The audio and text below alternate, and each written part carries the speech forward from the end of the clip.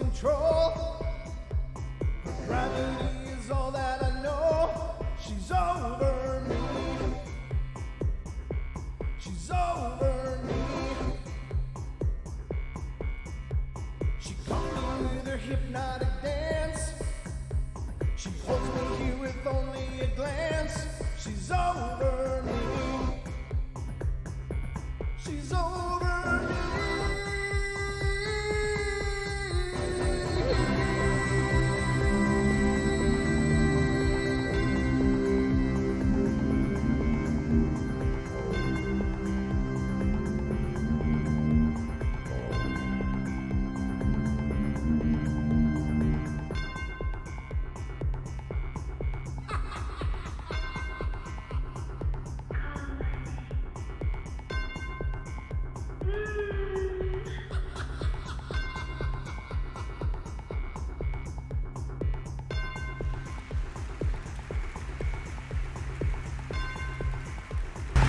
Welcome, everybody, to the Paranormal Portal. I'm your host, Brent Thomas. You have arrived. We have made it. It is now Monday evening, and we have an episode for you tonight. It'll be a lot like last night's episode, except for news stories. But hope you guys had a good first day of your week. Everything went well. For a Monday, it was better than average. I'm hoping it was, but my day was good. It was...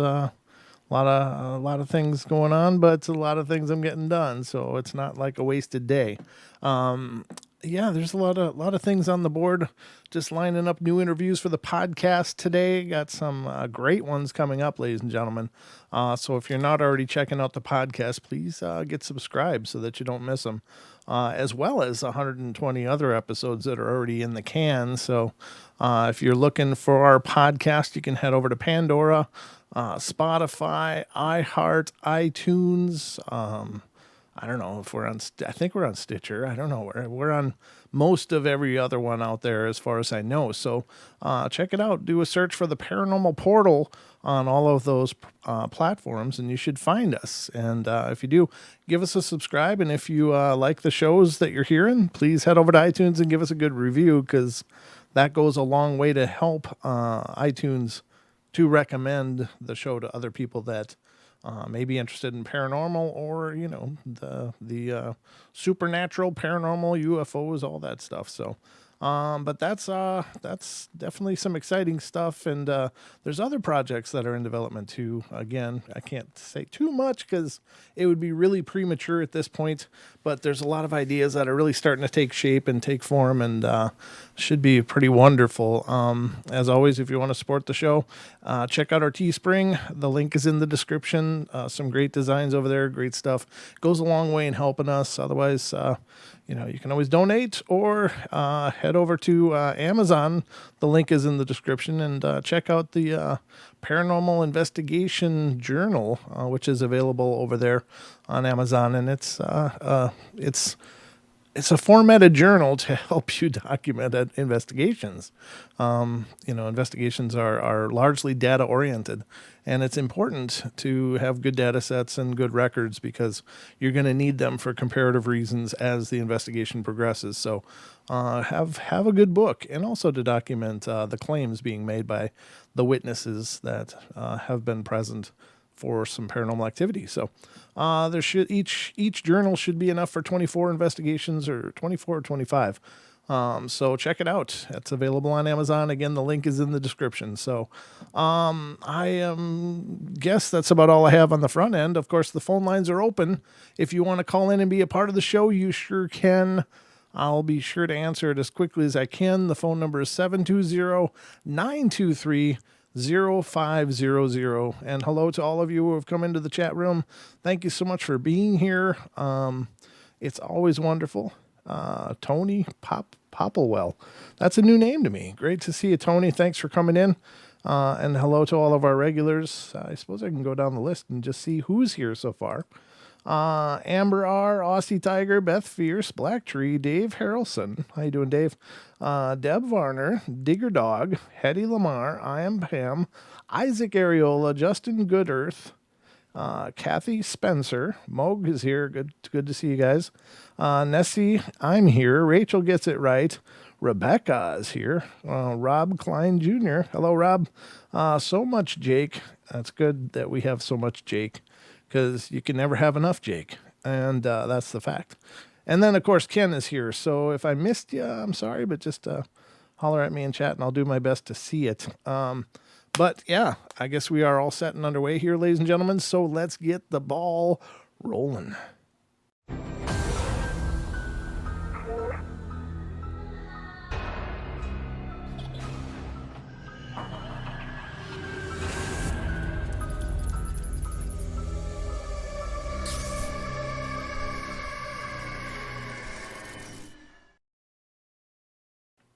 Did you notice I didn't say it was time for bed? I just did that to see if anybody would notice, but nobody said anything. But not that it's really huge, but it's just a little catchphrase for the night terrors. That's all. But anyway. All right, guys. So let's get underway. I've got some stories pulled up for you. And again, as always, I hope I keep you wildly entertained throughout the course of our show. And if I don't wildly entertain you, I hope I at least mildly entertain you. But if I'm not entertaining enough, our chat room is always entertaining. So you guys check it out and get involved in there if you want. Some great people, some amazing people tune into this show. It's turned into this really cool community that you guys have made. And I can't take any credit for it. I say this over and over, but I really can't. It's all you guys just getting together and having this closeness and this community that you've made. You guys have created this, so it's really cool. Hey, Duke, good to see you, brother. I didn't see you in there before, but I'm glad you made it. Duke's fashionably late. He's always making a big entrance. So, anyway. All right, let's get us started here. I'm just making sure I didn't miss anybody. I think everybody that I've named is chatting. So, and hello to any of you who aren't chatting. You're just sitting back and relaxing and listening to the musings of the Paranormal Portal Night Terrors. So the first story, as promised last night, but I ran out of time, is from Minnesota. And we'll get into that right away on the top of the show tonight. And the story is, I was in a treatment center in the early 80s, 1982 to be exact. I was taking photos of people that I was getting to know. And I was using the Polaroid camera and was taking one of my two roommates that I shared a room with. And after developing, I noticed that in that picture was a double exposure and kind of just forgot about it. Well, years later, I was looking through the old photos and I looked at that photo again. And that's when I noticed something very odd about it. It was not, in fact, a double exposure of the man sitting on the bed. It was a different man who looked a lot like him. They both were wearing robes, both had dark hair. The other guy across the room was by himself, and then I looked back at the ghost guy and saw the differences. The ghost had its legs crossed, and the real one did not. The ghost had no name tags on, the real one did. The ghost had an arm bent and a book with a book, and the real one had his straight with no book. The ghost had his head looking straight on, and the real man was looking at an angle, and these were two separate people. But there was no one else there.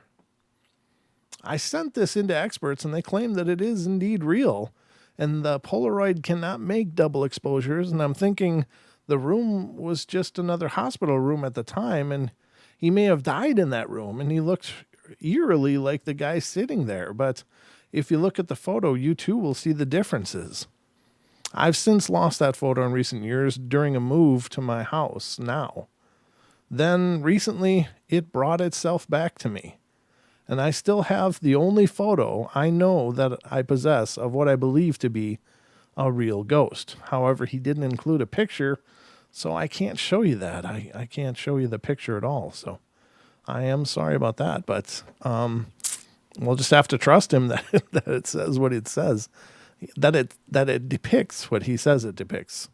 I don't know. It's hard to know, but I did get some cool pictures sent to me today on the Paranormal Portal page, which was really cool. And perhaps we'll go through those on Friday's episode, but because there were some really pretty compelling shots, and I think he very well could have caught some really cool things. So I will hopefully get permission from him to show them on the show on Friday. And I will show you guys those shots, but he's got a great a pretty good picture of a shadow person. It looks like this other building has got a bunch of smoke on it, which definitely seems very consistent for some real spirit photography that I believe is legitimate.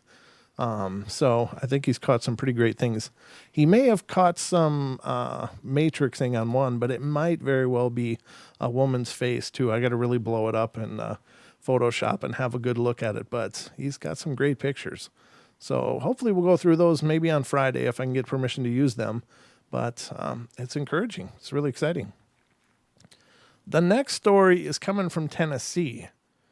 And this apparently this person had already submitted another story or encounter. I shouldn't say story, I should say encounter, because a story sounds like a fabrication, and all of these encounters are represented as true stories. So I just want to keep, every once in a while, I want to verify that that's the case, because I think it's important that there's an integrity to what I'm telling you guys. And this, I do work very hard to find material for these shows, and I work very hard to find what is represented as credible material.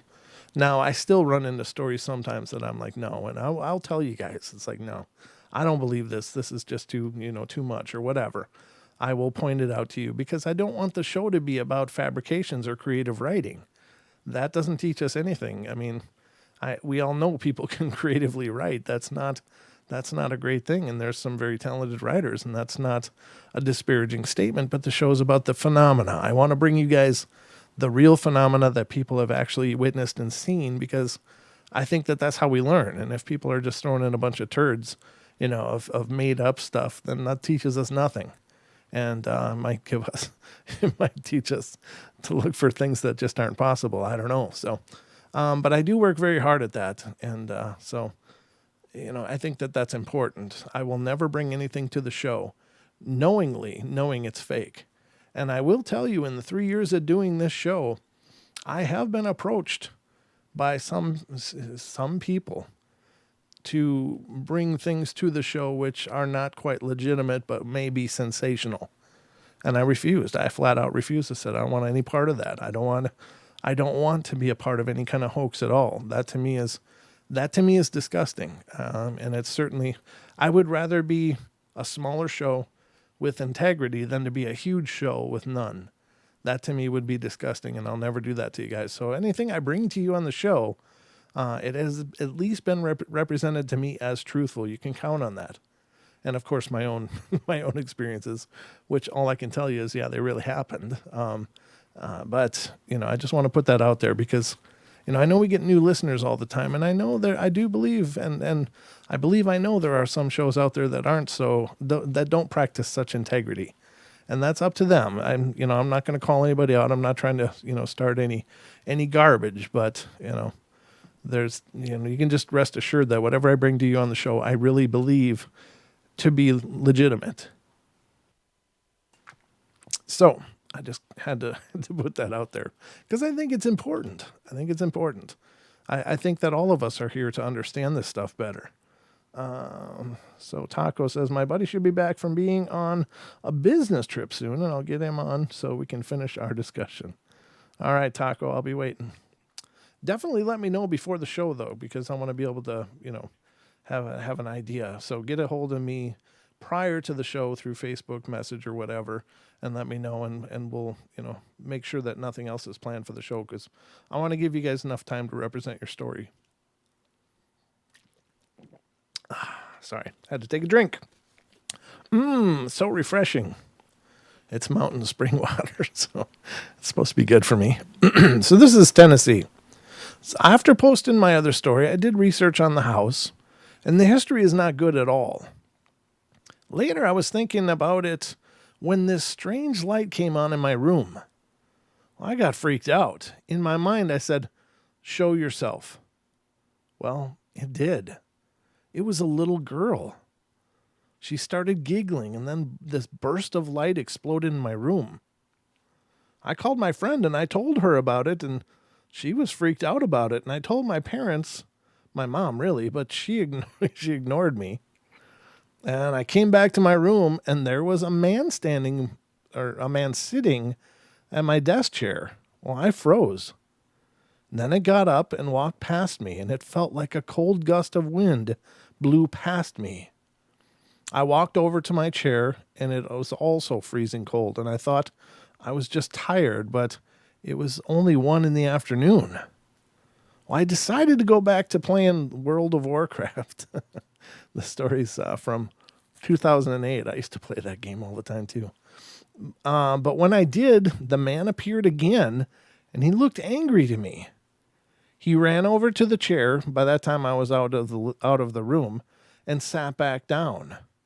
When I went back, he was gone.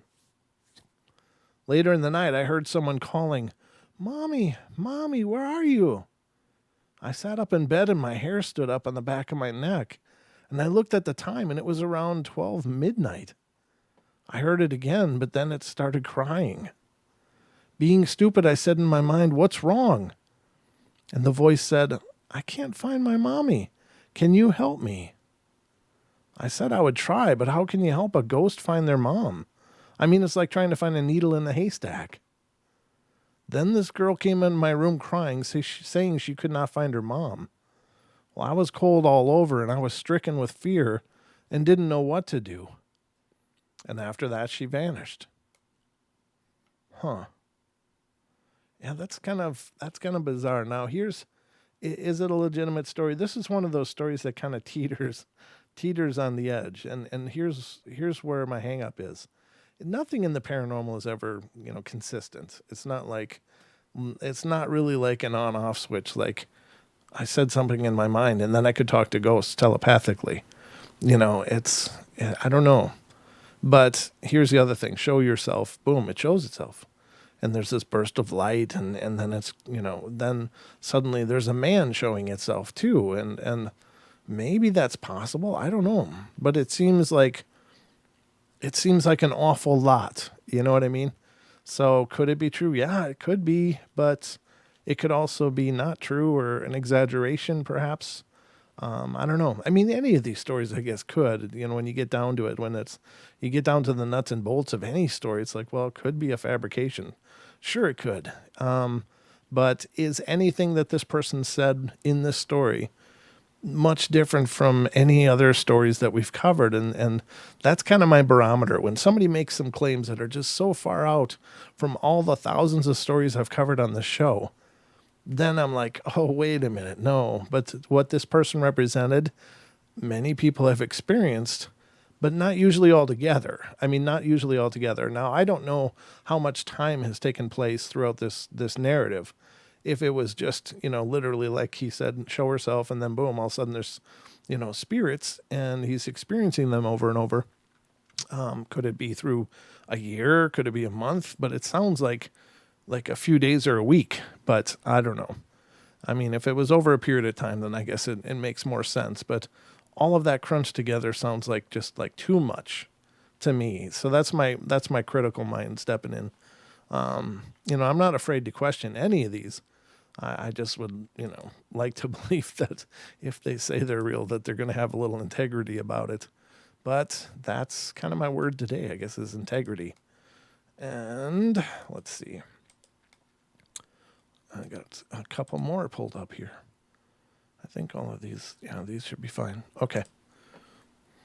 All right, the next one is Ohio. Of course it's Ohio. Of course it's Ohio. Everything happens in Ohio, ladies and gentlemen, especially in the paranormal. They got the grass man. They got a whole lot of UFO activity. They got ghosts all over the place. There's all kinds of weirdness going on in Ohio. I'm not sure what's going on in your state, Ohio, but you guys really broke off a big chunk of the weird cake over there. I don't know. All right, let's go to Ohio and see what's going on. It's just not too long. It says, as a young girl, about 8 or 9 in the year 1967, my family drove to Hamilton, Ohio from Englewood, Ohio, a suburb of Dayton, to attend the funeral of my stepmother's father, Paul Wenning. We call him Poppy, and he was originally from Germany and didn't speak much English. Well, we loved him dearly. He was extremely kind to all of us and very funny. The night before the funeral, I was relegated to sleep on the living room couch, So I asked my father to activate the automatic turn off on the lamp in the room. It was my hope that I would fall asleep before it shut off. No such luck for me before the lamp switched off with a loud click. And while lying there, peering into the darkness, I heard a noise in the adjacent kitchen. It was the familiar sound of Poppy's vinyl house shoes shuffling on the linoleum. Before I could process the thought, I saw him in the doorway between the kitchen and the living room, and at his feet was his dog Bootsy, who had died the summer before. Well, Poppy didn't say anything to me, but I knew exactly what he was saying telepathically. He was saying, "Don't worry, I'm not going to hurt you." It seemed the more afraid I became, the more stern he was in saying, "Don't worry, I'm not going to hurt you." I jumped up to turn on the light, and he was gone. Not only did my father and stepmother tell me it was a bad dream, I never spoke to anyone about it again. But I never saw or heard him again. Matter of fact, I've not had any similar experiences until recently, as explained below. For the past several months, while I'm lying in bed, I hear my toothbrush flip out of the shower windowsill into the tub. I keep one in there and in the medicine cabinet. I guess you gotta have clean teeth wherever you are. And there are other lightweight objects in the windowsill, but only the toothbrush flips out. And this has happened no less than 6 times. Nothing else is going on in the house. And although this entity is about a more recent experience, I need help understanding both. Comments are welcome. Okay, so I don't have another. Usually, this site links people's other claims or encounters that they've made, and I don't see any other ones that were linked to this person. So I don't know. That's pretty intense, though. Now, I wonder about that, and that does seem to be a trend. And I don't know if that's a cultural trend or if it's just that way for all of us.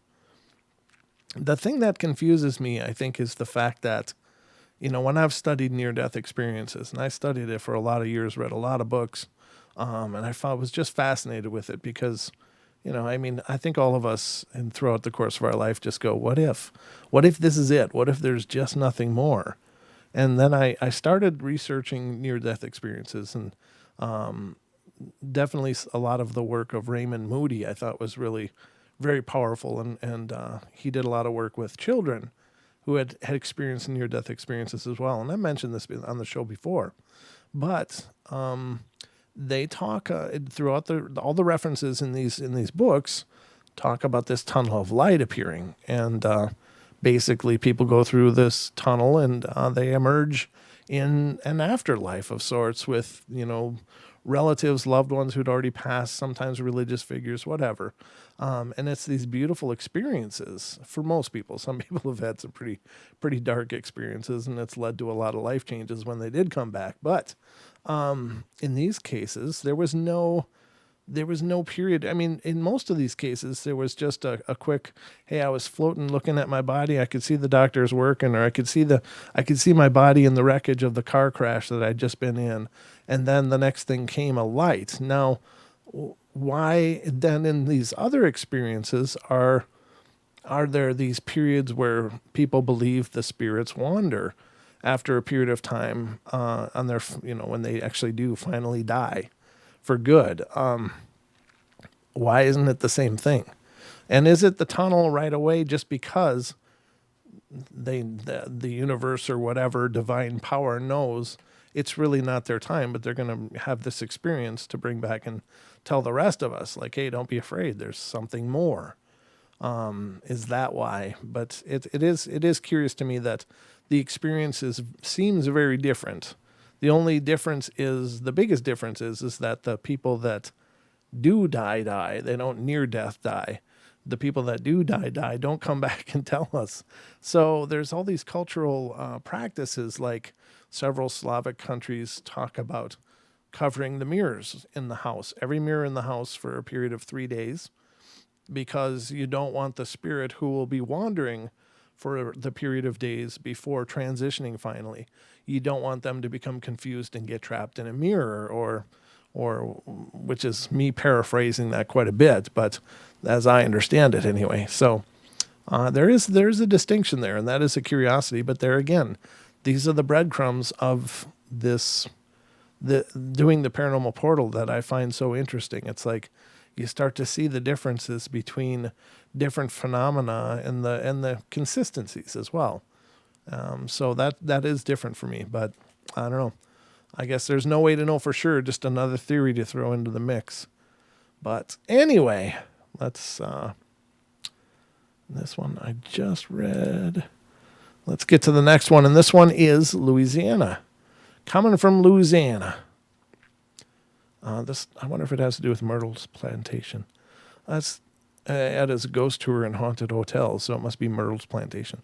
My wife and I left Natchez, Mississippi in the morning after my encounter with Madeline, and this story is related in my first post entitled Madeline. Okay. I know we've read that one before because I remember that name. The name Madeline is a pretty important one to me personally because one of my first esoteric teachers was named Madeline.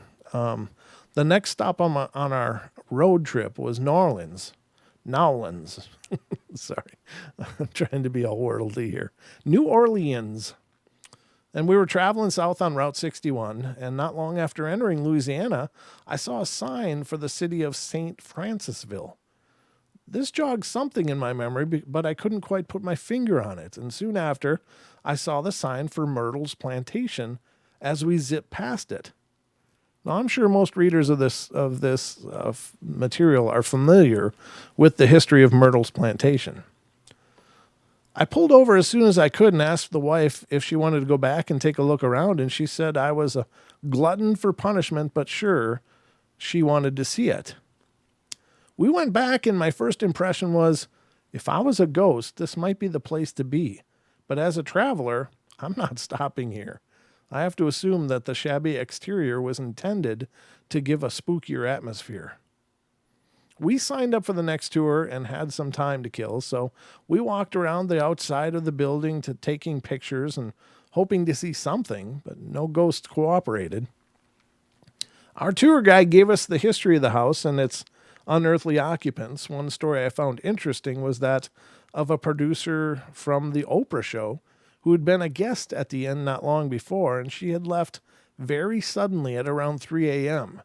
She wouldn't talk about why she was leaving. She just left. Since it was an operating inn, you only get to see a few rooms, and the main hall is supposed to be an active ghost area, and the only place photos are allowed. I took some pictures with no results. My wife said that she had felt suddenly cold in the parlor, and that had been a bedroom at one time. I can't say I saw or felt anything. As we walked back to the car, I was saying how disappointed I was that this was the second supposedly most haunted house that I've been to, the other being the Whaley House in San Diego. My wife and daughter opted to wait outside, and I have yet to see or feel anything. I pulled out onto the highway. As I accelerated, something white flew up and over my windshield.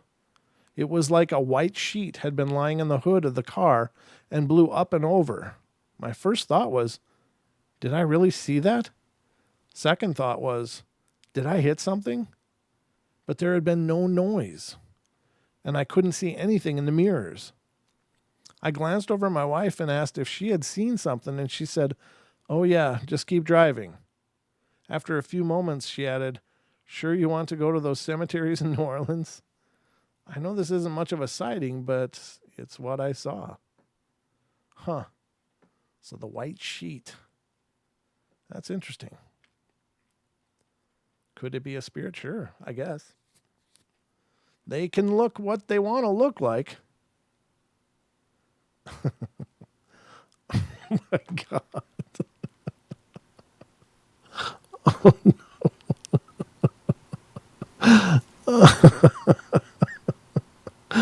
Oh, I should be careful when I read chat in the middle of the show. I can't prepare for this stuff. Thanks for that, Cha-Cha. Man. I can't see. I got tears in my eyes. Oh, no. All right. If you don't pay attention to the chat, ladies and gentlemen, you're missing half of the show, I'm telling you. We got some really unique people here. All right. Sorry, I got to take a drink. Oh, yeah. There you go. Yeah, take a bow. Good job. All right. Let's continue on. Oh, no. Okay. I'm going to pull it back together here. Hold on. Whew. All right. Here we go. Next story. You just don't know what kind of random stuff comes up in there. Oh, no. Sorry. Oh. All right, let's continue on. California is next, ladies and gentlemen. That figures. All right, let's go to California. Okay. I'll start with my first encounter with an actual ghost figure. It was late, about 2 or 3 a.m., and I woke up and went to...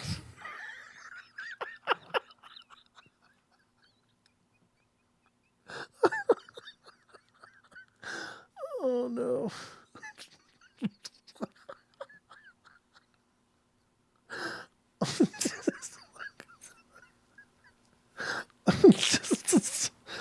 just the sound. I can't picture.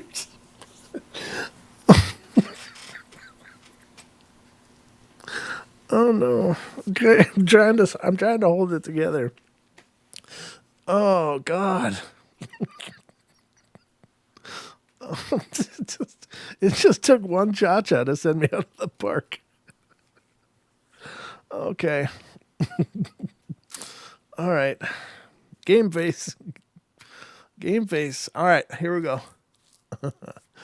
Let me start from the beginning because I don't know how far I got before I lost it. I'll start with my first encounter with an actual ghost figure. It was late, about 2 or 3 a.m., and I woke up and went down the hall for a glass of water. And as soon as I was going to turn on the light, I hesitated because there was a black figure with a top hat on. Ooh. I was really frightened and settled for some water out of the bathroom sink. A few weeks passed, and I decided to check it out again in the dark. And I noticed that there was a plant where the figure was standing in the corner, and figured, hey, maybe it was the plant, and my fear went away. Sorry. About 2 months later, I was suffering from a headache, so I took some Tylenol and decided to go to sleep. And I couldn't sleep because I kept seeing letters and numbers and words randomly with my eyes closed, as if they were projected on my eyelids. This was very weird to me, so I kept opening them, and when I would do so, I'd get the feeling something was watching me.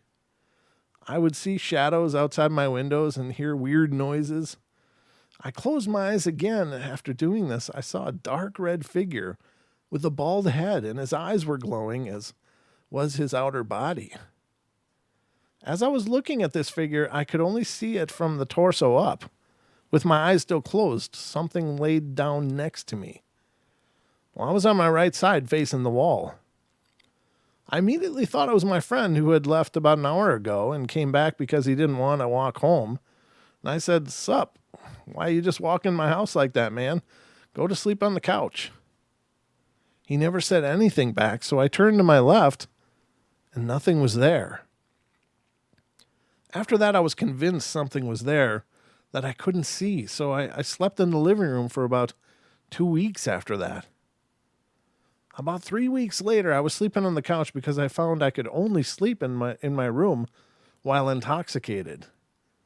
It was late, so I turned off the television and decided to sleep. And as soon as I close my eyes, I see the same figure, but even closer than before, and he says, "Hey," in a weird voice. I got scared and decided this was enough and asked whatever it was to stop doing that. I was scared to close my eyes, so I turned the television back on and fell asleep with it on. Wow. Yeah, that'll wreck your mood. That'll screw up sleeping for a while. Zoinks.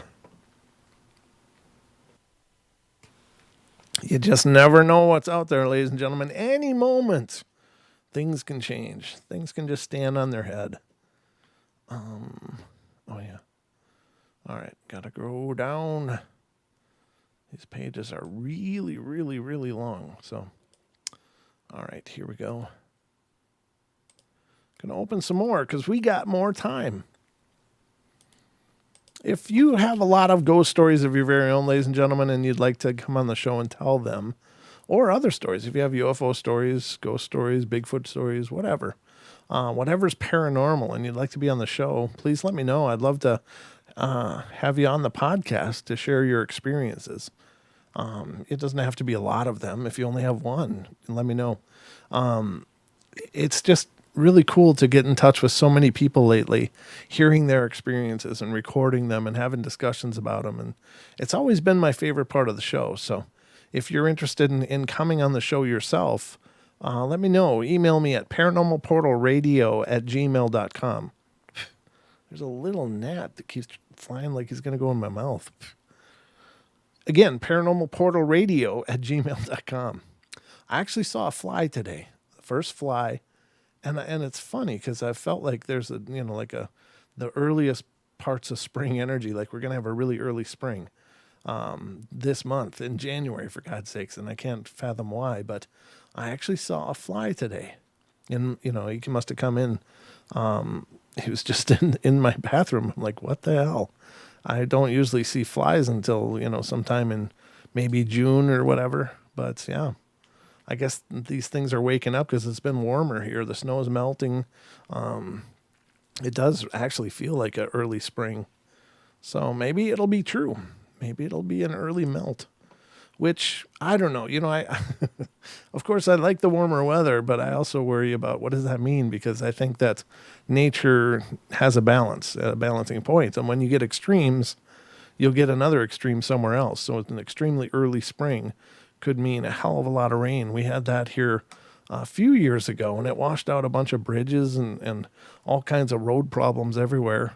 And, there was a lot of rain when we had an earlier spring a few years ago. So I wonder if that'll be the case again. But I guess time will tell. Excuse me.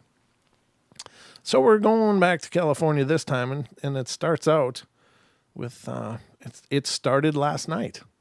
And this October 26th of 2008, when my friend Chad and I were watching TV in his room. It had been a while since I had seen my best friend, let alone come over to his house to hang out. My friend lives in Long Beach, and I have been to his house many times before. I felt a presence in his home always, but nothing like what had happened last night. I usually get the feeling of someone watching me, but never have I seen anything unusual. Just felt it. We were playing some video games when we decided that we were both hungry, and Chad had some leftover pizza that he had offered to heat up, and I humbly obliged to his offer. He went to the kitchen to make the pizza, and I was sitting on his bed, and all of a sudden, I felt like someone or something fell onto the bed, like hitting it softly but hard enough to make the bed shake a little bit. Well, I didn't pay much attention to it. I just continued playing the video game that was on, and he came back and everything was fine.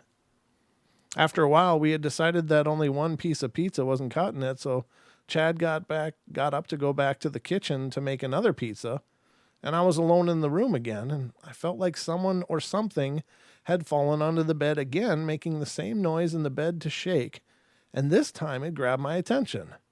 I looked over to the right but didn't see anything, and the room felt like the temperature dropped about 10 degrees, and the window was for sure closed. Then I heard a rustling sound like a plastic sack at the end of the bed.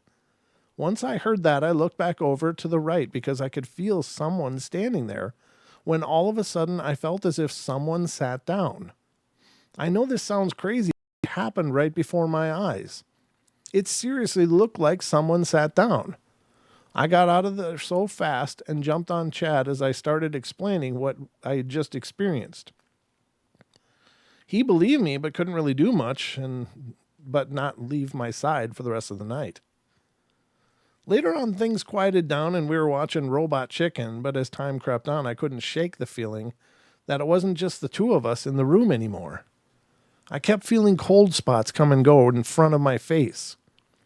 I usually just brush it off as my breath cooling my face, but this was different. It was almost like someone was waving their fingers in front of my face. And then there's absolutely no mistaking this. Someone's finger touched my face from the middle of my brow all the way down to my lips.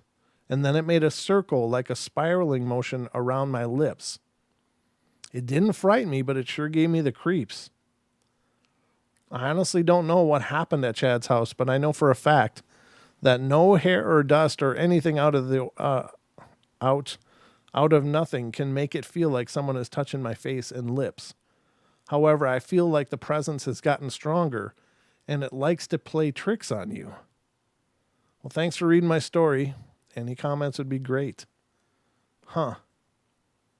That's pretty intense.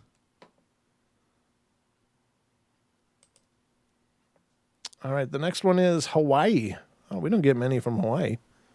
Huh, hold on. Okay. I'm 25 years old now, but I remember growing up in my grandmother's house in Old Ewa Beach. It was a typical bedroom or 3-bedroom house until they renovated it and turned it into a duplex house with 10 rooms, 2 living rooms, 2 kitchens, and 3.5 baths. Go figure. We lived there for about 13 or 14 years, and I guess we should have already known, but when we were moving in there, there was a big sign, I guess, from the previous owner saying, "Beware of this house." Oh, jeez. What would you guys do if you moved into a place and the last tenants hang up a sign saying, "Beware of this house"? I think I'd get my first rent back and look somewhere else.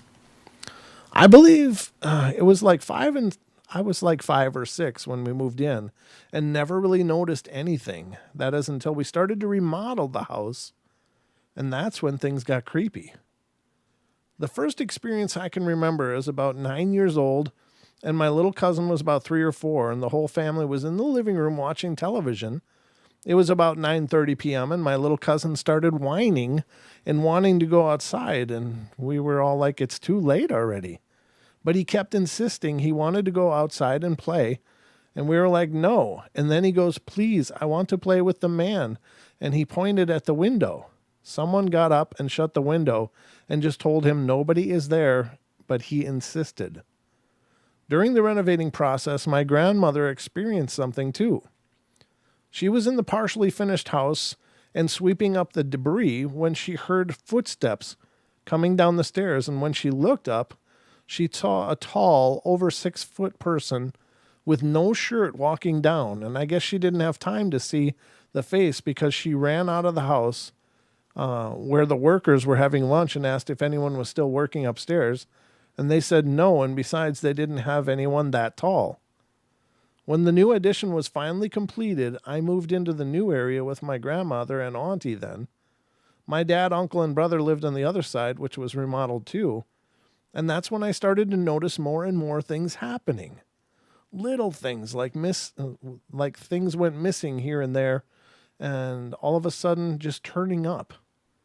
I'd be home alone and watching TV in the living room and would see a small shadow just dart from the stairs to the kitchen and back, which is funny because the things usually go missing is my grandma's jewelry and forks and spoons.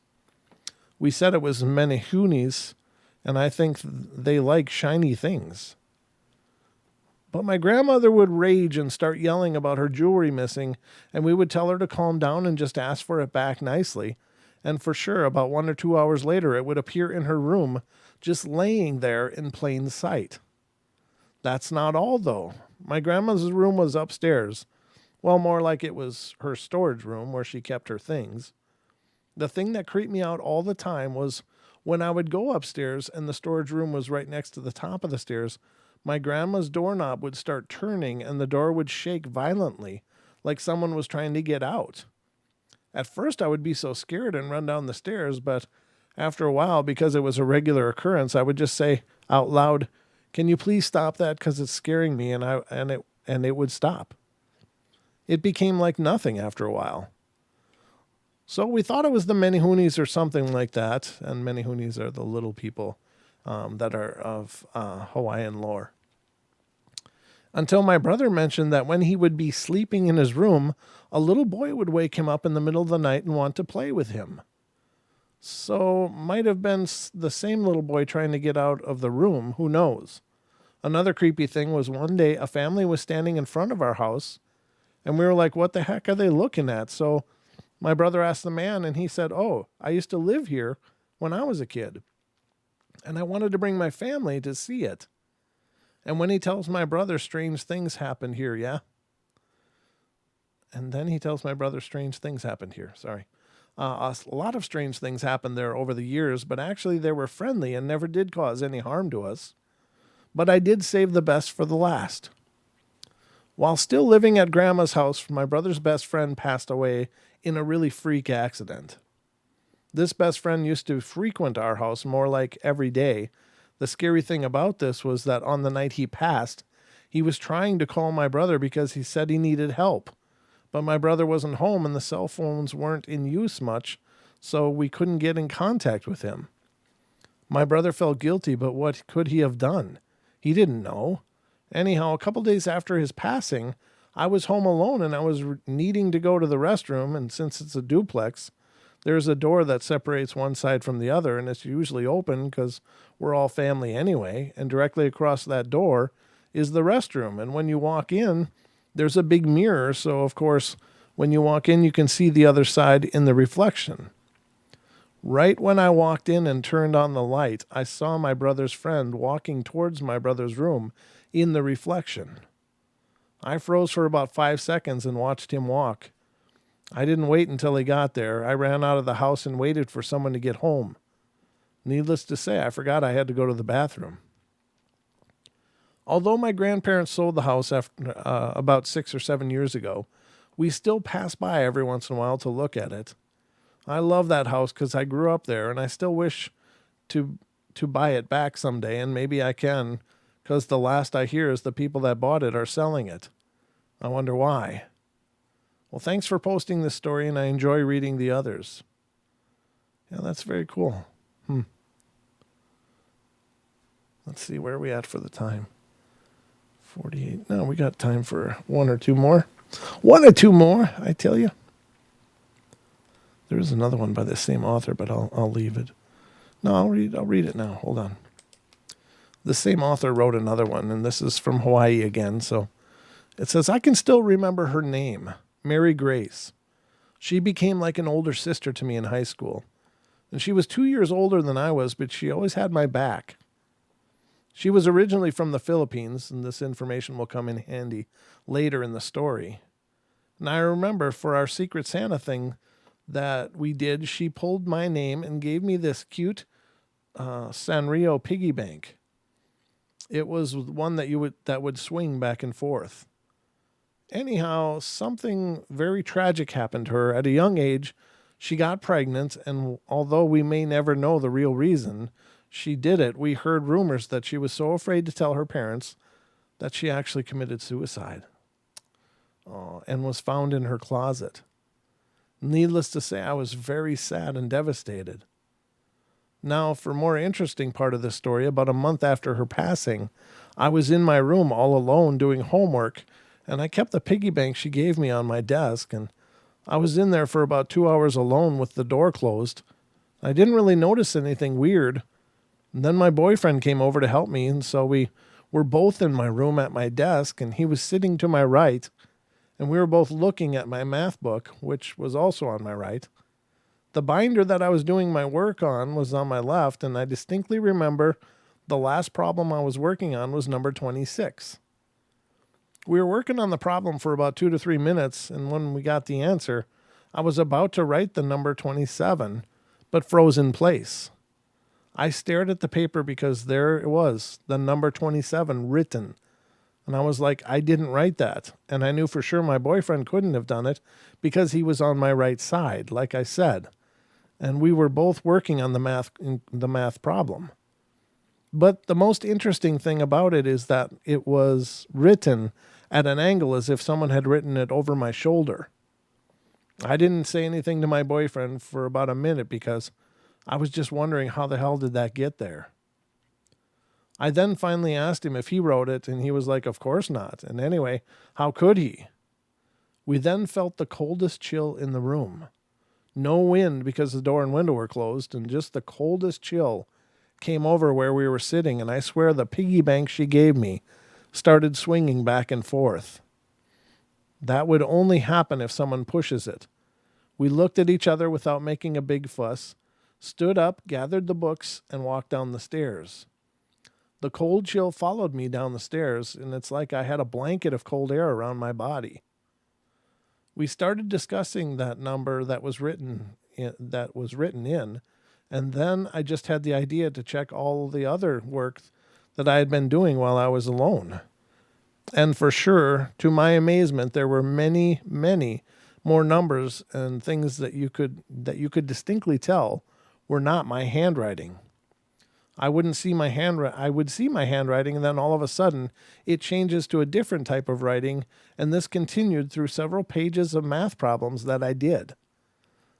The most chicken skin thing was that I normally write my number 7 just as you see it there. But it was really common for people from the Philippines to write the number 7 with a line in the middle. And I hope you all know what I mean. It kind of looks like a backwards F. And I have never, ever in my entire life to this day write my 7s with that line. But there it was in plain sight at the point where the handwriting changes. And if there is a 7 in the problem, it was written with a line through it. We just stared at the papers in amazement. The thing is, I was never really good in math, and I was surprised myself that I went through like 10 pages of work with no complications. I didn't notice while I was doing it. Not until we were looking over the papers that she was helping me through it all the time. I smiled and said thank you a couple of seconds later. The cold chill went away, and I still have the piggy bank somewhere. I wish I still had that math homework as a reminder that a true friend is always there no matter what. Wow. What do you think, ladies and gentlemen? Was she kind of channeling that friend, do you suppose? That's kind of what it seems like. Although spirits are alleged to be able to write as well. I don't know. I mean, it's a very rare thing. You don't hear about it a lot anymore, but it was a very classical type of ghost stories, involved a lot of ghost writing. Sometimes you hear about it in terms of mirrors, things written on mirrors or windows. But I think old investigators used to leave a chalkboard with a piece of chalk, like the old school. And sometimes they would come back and allegedly there were things written there.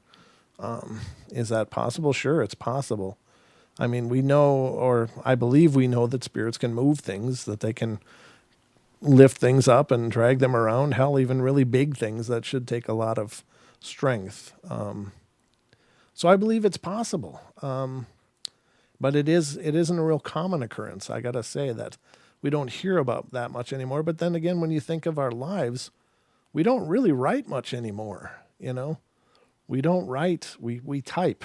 We type on a keyboard or on a phone. You know, all these ways of recording information that weren't available back in the day so much. So our culture has definitely changed that way. So maybe that's why. But now I'd be curious to see if anybody's ever experienced spirits typing things, making words appear on the screens as they're working on things. And right offhand, I don't recall any stories like that. But maybe I'm forgetting some that we might have covered. But yeah, very interesting, very, very interesting.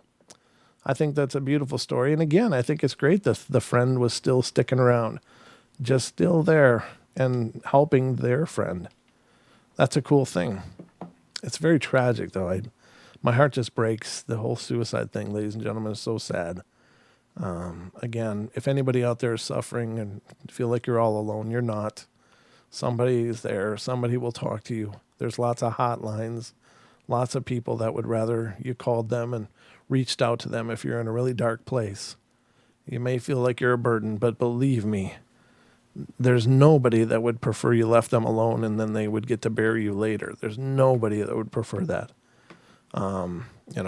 Like I've said many times, email me if you're in a dark place. I'm happy to respond as much as I can, but you're never alone. You're not alone. So reach out to somebody that can help you. So, ladies and gentlemen, I guess that's going to be the end of our show for tonight. I hope you enjoyed it. It's been a cool night. Good deal. I hope you guys had a lot of fun in the chat room. Thanks again for the big laugh, Cha-Cha. That was hilarious. I appreciate it. I don't laugh like that very much. It doesn't happen too often, but when it does, it's always during the portal. I'm telling you. Something about this show brings that out. So, all right, guys, have a wonderful night. Thank you so much for choosing to spend part of your nights with me. I think that is amazing. I am honored. If you haven't checked out today's podcast, please check it out. I do need to make an announcement, though. It turns out that the stories that I covered on there were actually the work of a gentleman named Tyas, Tyas, and they were in his book. And I search really hard for information and I source things all over the place. But apparently what I had found were things that were excerpted from his book. So I want to give him due credit. His books, actually Al's going to be on the show. He and I connected today and we talked, and he's going to be a guest. We are going to record on Thursday, and that should be out on Friday. But he has a bunch of published works out there, and I'm trying to remember the exact name of his book. It's Beyond the Rabbit Hole, or I might be screwing that up. Hold on. Let me make sure that I got that right, because he was a really nice guy, very, very nice guy, and very understanding. But he's going to be the guest on our show on Friday's podcast. So I hope you guys will tune in and check that out. He's obviously done some amazing work. And I will be thrilled to have a chance to talk to him on the show. So again, that's Tyas or Tias. I hope I'm pronouncing that right.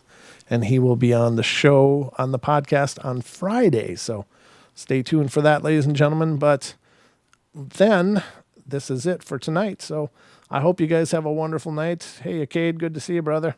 And hey, Aussie, and everybody. Thanks, guys, for being here and being a part of every show. I love you all. Be good, be kind, be nice. Take care of each other. Help each other out. Find the magic in every day. And remember to laugh as much as you can. You guys have a great night. Love you all. And sweet dreams.